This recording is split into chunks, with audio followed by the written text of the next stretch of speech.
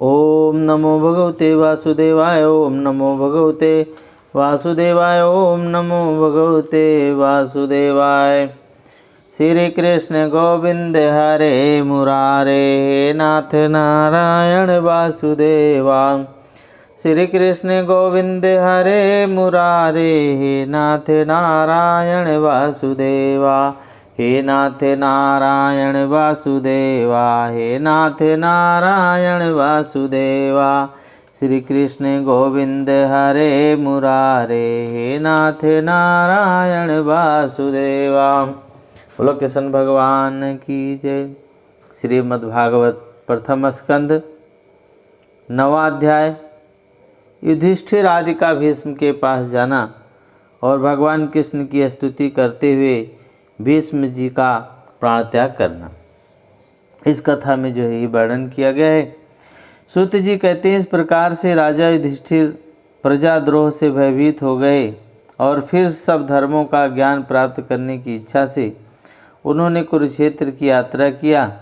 और जहाँ भीष्म पितामह शरणशैया पर पड़े हुए थे, शौनकादि ऋषियों उस समय उन भाइयों से स्वर्ण जटिल रथों पर, जिसमें अच्छे अच्छे घोड़े जुते हुए थे, सवार होकर के अपने भाई युधिष्ठिर का अनुगमन किया।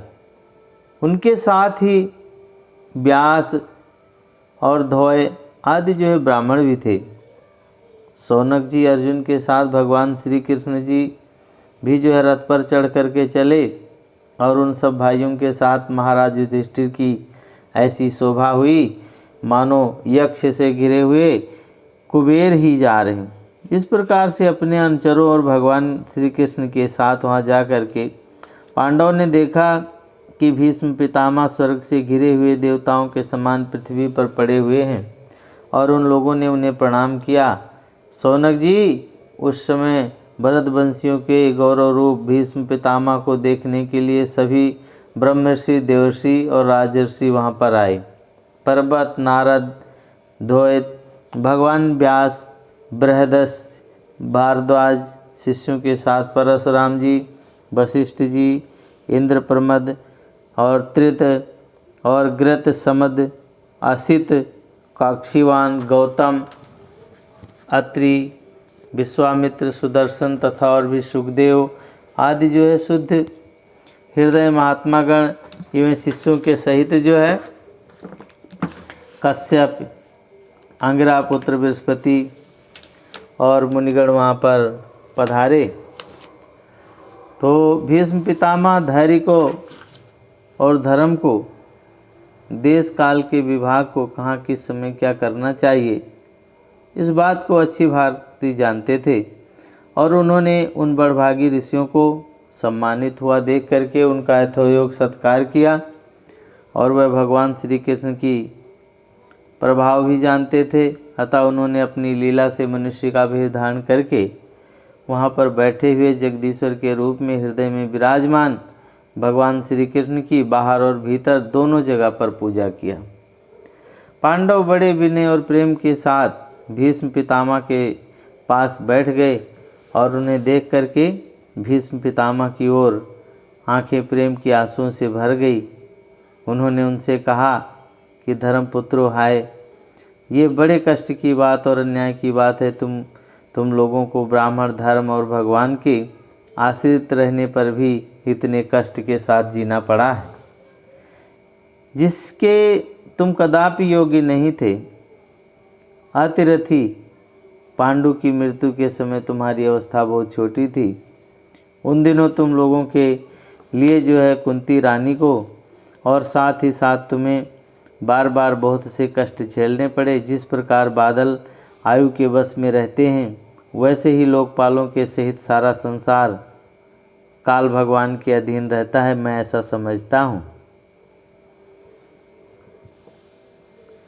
बस में रहते हैं कि तुम लोग जीवन में ये अप्रिय घटनाएं घटित हुई हैं और वो सब उन्हीं परमात्मा की लीला है। नहीं तो साक्षात धर्मपुत्र राजा जहाँ युधिष्ठिर हों, गदाधारी भीमसेन हो, धनुर्धारी अर्जुन हो, रक्षा का काम कर रहे हों, गांडीव धनुष हो और स्वयं कृष्ण भगवान शेरद हों, भला वहाँ भी विपत्ति की संभावना कैसे हो सकती है। ये काल रूप श्री कृष्ण कब क्या करना चाहते हैं, इस बात को कोई कभी भी नहीं जानता है। बड़े बड़े ज्ञानी भी इसे जानने की इच्छा करके मोहित हो जाते हैं। युधिष्ठिर जो है, संसार की ये सब घटनाएं ईश्वर इच्छा के अधीन हैं। ईश्वर के बिना इच्छा कुछ नहीं होता, और उसी का अनुसरण करके तुम इस अनाथ प्रजा का पालन करो, क्योंकि अब तुम ही इसके स्वामी और इसे पालन करने में समर्थ हो। ये श्री कृष्ण भगवान साक्षात हैं, परमात्मा हैं, और सबके आदि कारण और परम पुरुष नारायण हैं। अपनी माया से लोगों को मोहित करते हुए ये यदुवंशियों में छिप करके लीला कर रहे हैं, और इनका प्रभाव अत्यंत गूढ़ एवं रहस्यमयी है। युधिष्ठिर उसे जो है भगवान शंकर, देवर्षि नारद और स्वयं भगवान कपिल ही जानते हैं, जिन्हें तुम अपना मेरा भाई, प्रिय मित्र और सबसे बड़ा हेतु मानते हो, तथा जिन्हें तुमने प्रेम बस अपना मंत्री, दूत और सारथी तक बनाने में संकोच नहीं किया, वह स्वयं जो है परमात्मा है। और इन सब जो है सर्वात्मा, समदर्शी, अद्वितीय, अहंकार रहित और निष्पाप परमात्मा में ही इन ऊंचे नीचे कार्यों के कारण कभी किसी प्रकार की कोई विषमता नहीं होती। हे युधिष्ठिर, इस प्रकार से सर्वत्र सम होने पर भी देखो तो सही, वह अपने अनन्य प्रेमी भक्तों पर कितनी कृपा करते हैं। यही कारण है कि ऐसे समय में, जबकि मैं अपने प्राणों का त्याग करने जा रहा हूँ, तो इन भगवान श्री कृष्ण ने मुझे साक्षात दर्शन दिया है। भगवत परायण योगी पुरुष भक्ति भाव से इनमें अपना मन लगा करके वाणी से इनके नाम का कीर्तन करते हुए शरीर का त्याग करते हैं, और कामनाओं से तथा कर्म के बंधन से छूट जाते हैं। और वही देव देव भगवान अपने प्रसन्न हास्य और रक्त कमल से समान अरुण जैसे नेत्रों से उल्लसित होकर के मुख वाले चतुर्भुज रूप से, जिनका और लोगों के केवल ध्यान दर्शन होता है, और तब तक यहीं स्थित रह कर के प्रतीक्षा करें जब तक मैं इस शरीर का त्याग न कर दूं। सूत जी कहते हैं कि युधिष्ठिर उनकी ये बात सुन करके सरसैया पर सोए हुए भीष्म पितामह से बहुत से ऋषियों के सामने ही नाना प्रकार के धर्म के संबंध में अनेकों रहस्य पूछे उन्होंने। तब तत्ववेता भीष्म पितामह ने वर्ण और आश्रम के अनुसार पुरुष के स्वाभाविक धर्म और वैराग्य तथा राग के कारण विभिन्न रूप से बतलाए हुए निवृत्ति और प्रवृत्ति रूप विविध धर्म, दान धर्म, राजधर्म, मोक्ष धर्म, स्त्री धर्म और भगवत धर्म, इन सब का अलग अलग संक्षेप में वर्णन किया, विस्तार से सारा चीज़ समझाई। कहा कि सौनक जी, इसके साथ ही धर्म, अर्थ, काम और मोक्ष, इन चारों पुरुषार्थों को तथा इनकी प्राप्ति के साधनों का अनेक उपाख्यान और इतिहास सुनाते हुए विभागशाह वर्णन किया। भीष्म पितामह ने इस प्रकार से धर्म का प्रवचन कर ही रहे थे कि वह जो है उत्तरायण का समय आ गया, जिसे मृत्यु को अपने अधीन रखने वाले भगवत परायण योगी लोग चाहा करते हैं। उस समय हजारों रथियों के नेता भीष्म पितामह ने वाणी का संयम करके मन की ओर से हटा करके अपने सामने स्थित आदि पुरुष भगवान श्री कृष्ण में लगा दिया। भगवान श्री कृष्ण के सुंदर चतुर्भुज विग्रह पर उस समय पीताम्बर फहरा रहा था, और भीष्म जी की आंखें उसी पर एकटक लग रही थी, और उनको शस्त्रों की चोट की जो पीड़ा हो रही थी वो तो भगवान के दर्शन मात्र से तुरंत दूर हो गई, तथा भगवान की विशुद्ध धारणा से उनके जो कुछ अशुभ बाकी बचे थे, शेष बचे थे, वो सब नष्ट हो गए। और अब शरीर छोड़ने का समय उन्होंने अपने समस्त इंद्रियों को, वृत्ति विलास को रोक दिया, और बड़े प्रेम से भगवान की स्तुति किया, भगवान का गुणगान किया है। भीष्म जी ने कहा कि अब मृत्यु का समय है, और मैं अपनी यह बुद्धि और जो अनेक प्रकार के साधनों का अनुष्ठान करने से अत्यंत शुद्धि में कामना रहित तो हो गई है। यदि वंश शिरोमणि अनंत भगवान श्री कृष्ण के चरणों में समर्पित करता हूँ और जो सदा सर्वदा अपने आनंदमय स्वरूप में स्थित रहते हुए ही कभी विहार करने की लीला करने की इच्छा से प्रकृति को स्वीकार कर लेते हैं और जिससे ये सृष्टि परंपरा चलती है और जिनका ये शरीर त्रिभुवन सुंदरी में शाम तमाल के समान सांवला है, जिन पर सूर्य रश्मि के समान श्रेष्ठ पीताम्बर लहराता रहता है, कमल सदृश मुख पर घुंघराली अलकें लटकती रहती हैं, उन अर्जुन सखा श्री कृष्ण में पूरी निष्कपट प्रीति हो और मुझे युद्ध के समय की उनकी वो विलक्षण छवि याद आती है। उनके मुख पर लहराते हुए घुंघराले बाल घोड़ों की टाप में धूल से मटमैले से हो गए थे और पसीने की छोटी छोटी बूंदें शोभायमान हो रही थी। मैं अपने भगवान अपने तीखे बाणों से उनकी त्वचा को बींध रहा था और उस सुंदर कवच मंडित भगवान श्री कृष्ण के प्रति मेरा शरीर अंतःकरण और आत्मा समर्पित हो जाए। और अपने मित्र अर्जुन की बात सुन करके जो तुरंत ही पांडव सेना तथा कौरवों के बीच में अपना रथ ले आए और वहां स्थित होकर के जिन्होंने अपनी दृष्टि से ही शत्रु पक्ष के सैनिकों की आयु छीन ली और उन्हीं पार्थ सखा भगवान कृष्ण में मेरी परम प्रीति हो। अर्जुन ने जब दूर से कौरवों की सेना के मुखिया हम लोगों को देखा तब पाप समझ करके वो अपने स्वजनों के वध से विमुख हो गया और उस समय उन्होंने गीता के रूप में आत्मविद्या का उपदेश दिया, उपदेश करके उनके सामयिक अज्ञान का नाश कर दिया और उन परम पुरुष भगवान श्री कृष्ण चंद्र के चरणों में मेरी प्रीति बनी रहे।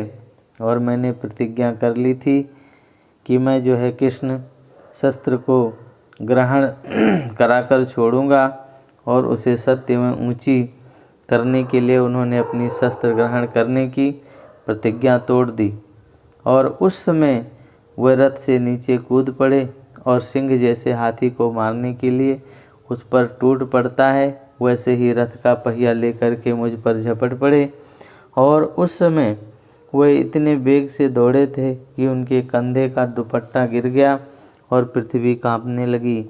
मुझ आताताई ने तीखे बाण मार मार करके उनके शरीर का कवच तोड़ डाला और जिससे सारा शरीर लहूलुहान हो रहा था।